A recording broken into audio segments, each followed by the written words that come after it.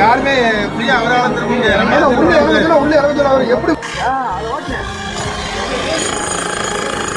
Train நிக்கிறதுக்குள்ள இப்படியா பண்றது? ஒருவேளை ட்ரெயின் மூவ் ஆயிருந்தா என்ன ஆகிறது?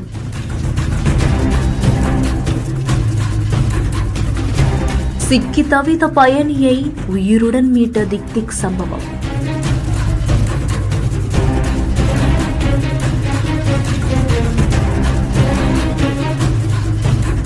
தூத்துக்குடி மாவட்டம் கோவில்பட்டி சாலைப்புதூர் ஈபி காலனியை சேர்ந்தவங்க தான் வீரபிரசாத். 15 நிமிஷம் தாமதமா கோவில்பட்டி ரயில்வே ஸ்டேஷனுக்கு ட்ரெயின் வந்ததாகவும் கூறப்படுது. அப்போ 2வது நடைமேடையில வந்து நிக்கிறதுக்குள்ளேயே வீரபிரசாத் ஏற முயற்சி பண்ணதாகவும் கூறப்படுது. அந்த டைம்ல தான் வீரபிரசாத்துடைய கால் தவறி நடைமேடைக்குள்ளேயும் வெளியிலையும் இடையில சிக்கியிருக்கு. நல்ல வேளையா ரயில் நின்றதால பெரும் விபத்து ஏற்படலனும் கூறப்படுது. சிக்கி கொண்டவரால வெளியே வர முடியாததால உள்ளேயே சிக்கிக்கிட்டு பரிதவிச்சிருக்காரு. உடனே நடைமேடைய இயந்திரம் மூலமா உடைச்சு நீண்ட நேரம் போராட்டத்துக்கு அப்புறமா தான் வீரபிரசாத் மீட்கப்பட்டதாகவும் கூறப்படுது.